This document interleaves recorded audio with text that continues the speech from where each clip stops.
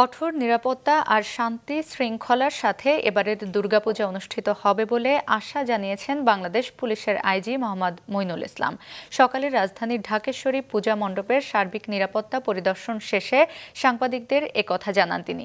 IGP বলেন, নিরাপত্তার জন্য ৩টি ধাপ তৈরি করা হয়েছে, যার ভিত্তিতে আইন শৃঙ্খলা বাহিনীর সদস্যরা কাজ করবেন। কাল থেকে সারা দেশে পূজা মণ্ডপগুলিতে আনসার ও ভিডিপির সদস্যরা মোতায়েন থাকবে।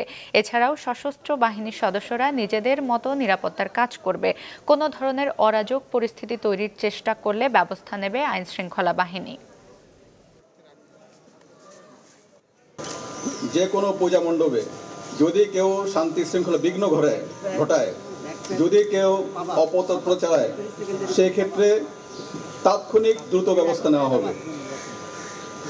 এবং আমাদের মোবাইল টিম সহ স্ট্রাইকিং ফোর্স তারা সব জায়গায় কাছাকাছি দূরত্বে থাকবে।